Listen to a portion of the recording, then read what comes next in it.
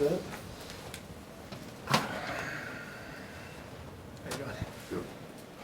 Who's gonna start in Jordan's place? Recording in progress. Just what went into the reasoning on Moses? I like his shooting ability. I like his size going up against a pretty big starting five. Although we don't know who's going to start for Boston yet, but you got to deal with Tatum and Brown, Marcus Smart, big guys. So I like Moses's length and size, and he fits the group well just with his outside shooting.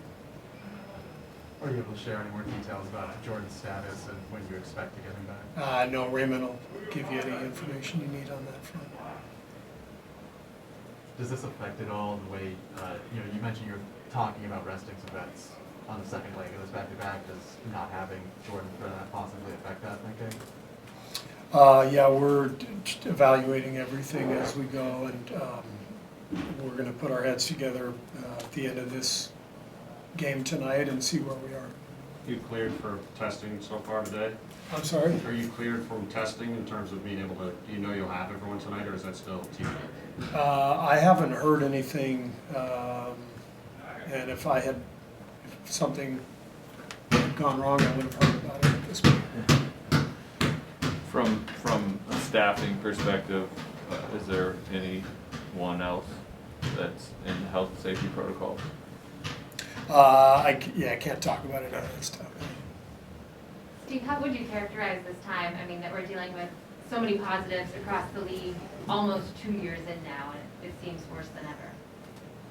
Yeah, it's we've had a nice couple of months to start the year that felt relatively normal. Fans back in the stands and great energy, and a lot of quality play and ratings, and so everything has felt really good. But this was always in the background, and now obviously the whole world is dealing with this latest surge, and it affects every business, some worse than others, and it definitely affects ours.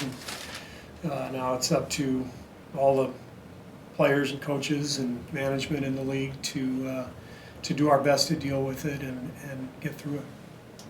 How much harder does the uncertainty, both not knowing who's in the opposing starting lineup, but who you're going to have available, how much does that make your job harder? It doesn't really make our jobs that much more difficult. We just prepare our team anyway. This isn't the playoffs. This is it's one game, a regular season. You really worry more about yourself, and when they send us our starting lineup, we'll figure out what the matchups will be, and we'll go from there. Steve, we got the update today about Clay, just that it's kind of done with Santa Cruz for the time being. From a clerical standpoint, do you think you guys will know a day or two before, or could it come to a point where he wakes up, you guys talk to Rick the day of whatever game it may be, and he says, I'm ready to go, and everybody signs off on it? Yeah, I don't know exactly how it's going to pan out right now. I know that when we get back from this trip, I'll put my head together with Rick's and Clay's, and we'll talk about it, and Bob, and we'll see where everything stands. And but I know he's doing great. He was in Santa Cruz this week and had a couple good days there. And so it's all going along smoothly, but we don't have a date yet. Could you see him going back to Santa Cruz at all? Sure. Yeah. I mean,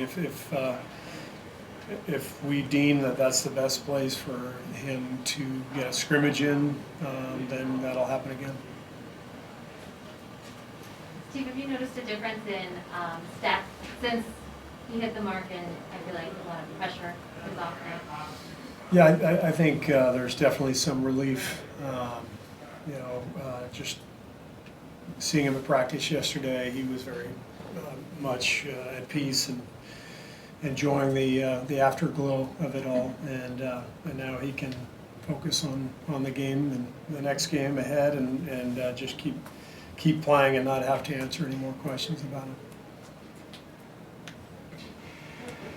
All right, thank you. I don't know if that's true. But Yeah, exactly. Yeah, well, not to that's answer any more not questions true at about all. it. Yeah.